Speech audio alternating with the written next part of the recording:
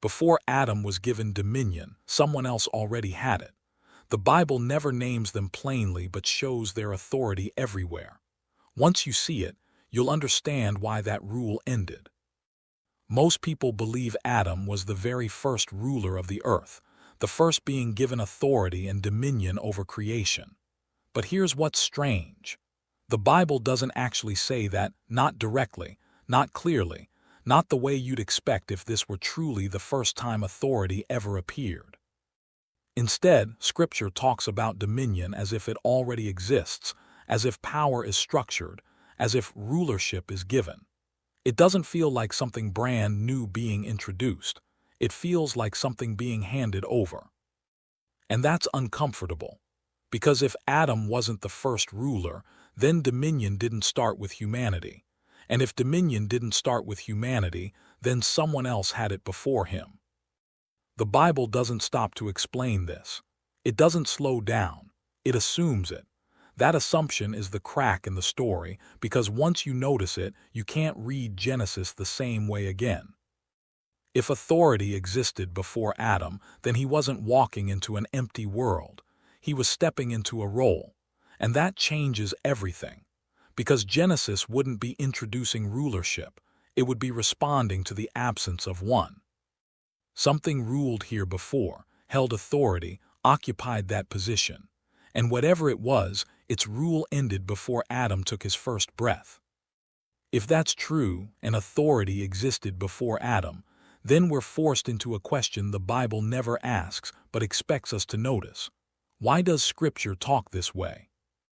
Why does it describe the world as if it already has structure before the first human appears? Why does it speak of dominion and authority as though these concepts didn't originate with Adam but were familiar? If Adam was truly the first ruler, you would expect the Bible to say that clearly with an announcement or a declaration. But that moment never came. Instead, Genesis moves as if rulership is a known idea, as if authority is assigned, not invented. That raises another question. Why do later passages of Scripture discuss thrones, dominion, and authority in heavenly and earthly realms without tracing their origin? Why speak of rule being given, taken, or lost without explaining who held it first? This feels unsettling.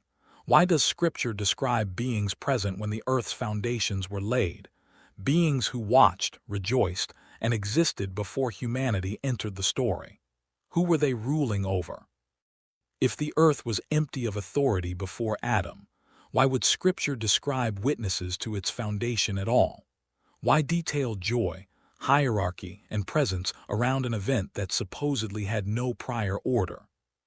And why does Genesis begin with God assigning dominion, without first telling us whether it was previously occupied? That silence matters. Silence in Scripture is rarely accidental. If there was no rulership before Adam, then the language of authority throughout the Bible feels unnecessary, out of place, almost inherited. But if there was rulership before Adam, then Genesis isn't starting a story, it's stepping into one. This creates tension the Bible never resolves in Genesis itself. It tells us who receives dominion, but not why that dominion needed to be reassigned, or what happened to the authority that came before. And that's the trap. Once you notice the pattern, the way Scripture talks about authority as something ancient and already in motion, you realize you're missing a chapter, not a missing book or verse, but a missing assumption. Now let's slow down, not to speculate, but to let the text speak the way it does. This is where everything changes. The Bible doesn't explain this idea, and that's the first clue. It assumes you already know. Let's start with Job. In Job 38, God speaks not to teach but to correct. He reminds Job of something Job wasn't present for. God asks, "Where were you when I laid the foundations of the earth?" That question carries weight. God isn't curious, he's pointing out absence. Then he describes the earth's foundations being laid while others were present. Witnesses, beings who observed the event. He speaks of rejoicing, awareness, and response. Notice what he doesn't do. He doesn't identify who these beings are or justify their presence because the text assumes you already know. Now hold that thought. Move to Ezekiel 28. This passage is often read emotionally. Now read it slowly instead. The language is administrative, hierarchical, structured. It speaks of an anointed cherub, not a metaphor or poetry. Anointed is a word of office. Cherub is a word of rank. This passage describes access, placement, and authority. It describes movement on the holy mountain of God. Mountains in Scripture are government language, seats of rule, places of authority. Again, the text doesn't explain why this being has access. It simply states it. Now Isaiah 14. Here the language shifts, but the theme remains. We read about a fall not from nowhere, but from height. I will ascend. I will exalt. I will sit on the Mount of Assembly. This is not creation language, it's language of ambition within a system. You don't ascend without order. You don't overthrow without rule. You don't fall unless you were once positioned. These passages don't anchor it to Adam or Eden. They float above the human timeline entirely. The Bible isn't introducing these ideas, it's referencing them. This is how legal documents speak. This is how historical records speak. This is how a worldview talks when it's already formed. The text doesn't stop to say, "Let me explain something strange." It just moves forward, assuming the reader understands authority existed before humanity. That's the key. The Bible never argues for pre-human authority, it assumes it. And that quiet assumption is more powerful than any theory. Texts don't assume what isn't true, they assume what is foundational. Now we have to stop. Not because this is confusing, but because this is disruptive. If authority existed before Adam, if beings were present when the earth's foundations were laid, if Scripture speaks of rule, fall, and judgment outside human history, then Genesis chapter 1 needs to be reread slowly. Because Genesis may not be doing what we were told it's doing.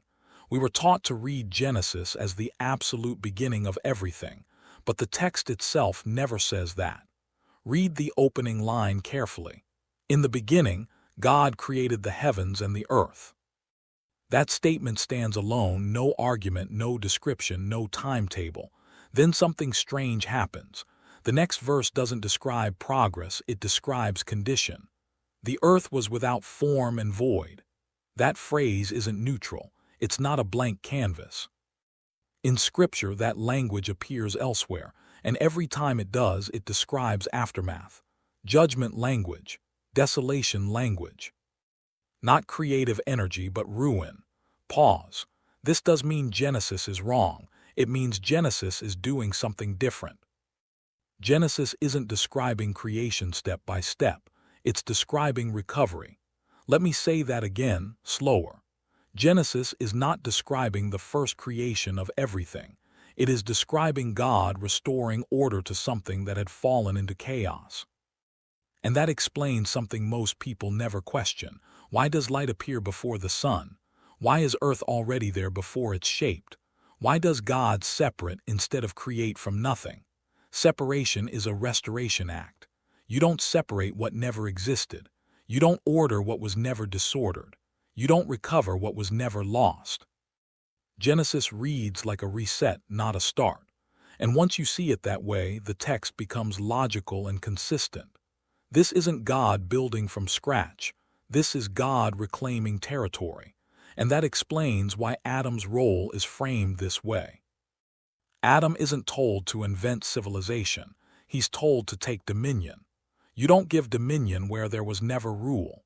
You assign dominion where authority has been vacated. Genesis isn't the opening scene. It's the restoration phase after a collapse. And Scripture never panics about this idea. Within the biblical worldview, this is normal. Now we need to widen the lens, not emotionally or speculatively, but biblically. Once Genesis is understood as recovery, not origin, the question is if there was a world before Adam. The question is, what kind of world was it? The biblical worldview assumes structure. It assumes that creation was never empty of intelligence. It assumes order existed before humanity. It assumes authority existed beyond the physical world. Long before Adam is formed, Scripture speaks the language of hierarchy, not human hierarchy but cosmic hierarchy. This is why Job can speak of sons of God present at earth's foundations, not as metaphors but as witnesses. This is why Ezekiel can describe an anointed cherub who walked among stones of fire language of access, not poetry. This is why Isaiah can describe a fall from authority without placing it inside human history.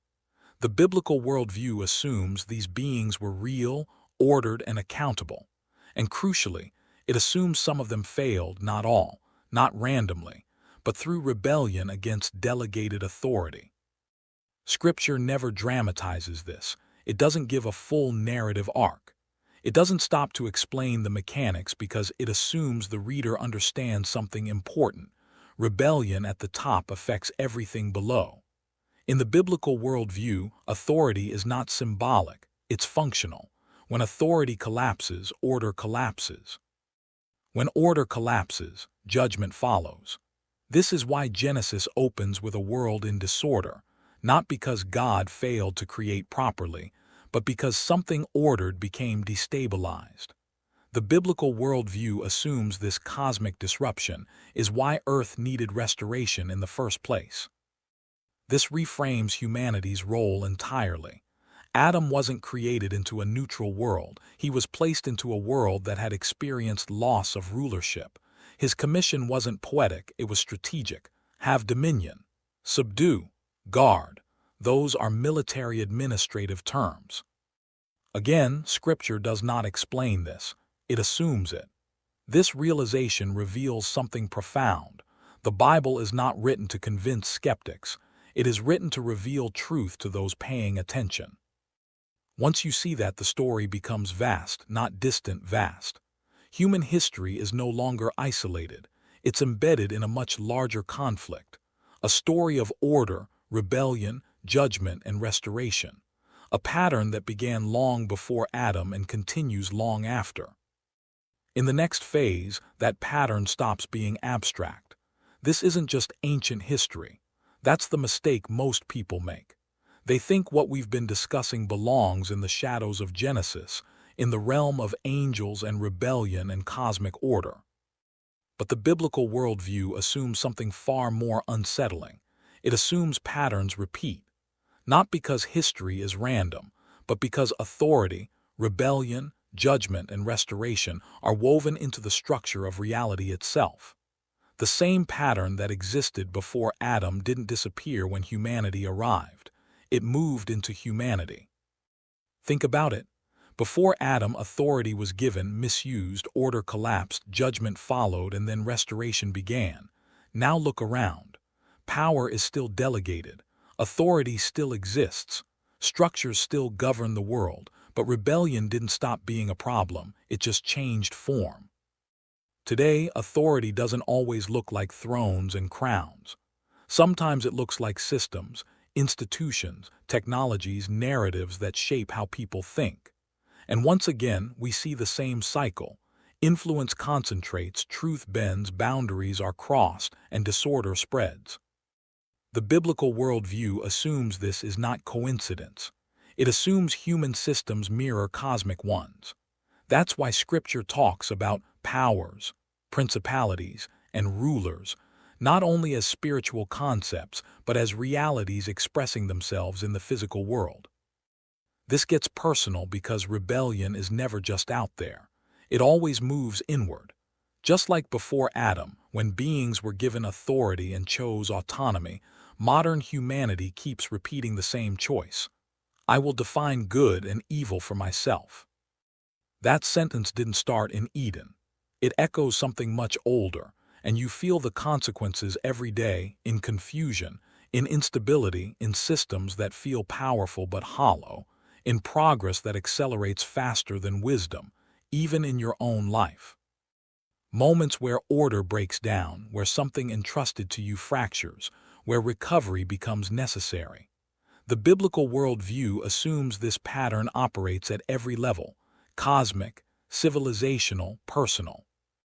Which means your life isn't random. Your struggles aren't meaningless. They're taking place inside a story that has unfolded far longer than you've been alive. And here's the part most people miss.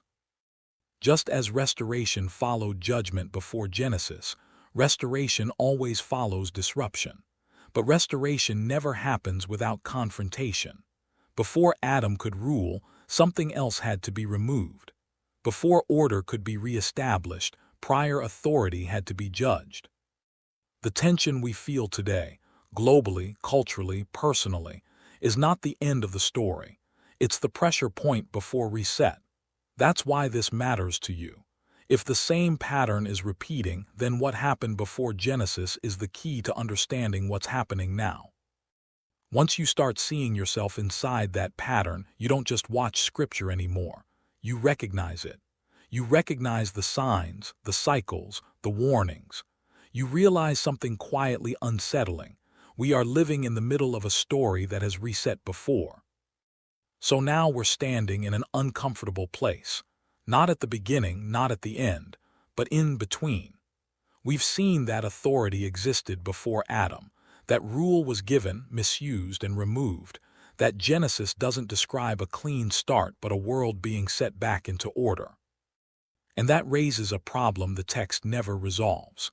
If Earth once had rulers before Adam, what brought their rule to an end? What kind of judgment was severe enough to erase an entire order of authority and leave behind a world described as desolate and empty? Why does Scripture speak of foundations laid, stars singing, and beings present, yet begin humanity's story after silence? And why does that pattern appear again before the flood? Genesis doesn't answer that. It assumes you already know. That assumption points to a judgment that happened before Noah built an ark, before water, before humanity multiplied, before memory itself was reset. That's what we'll uncover next, the judgment that happened before the flood.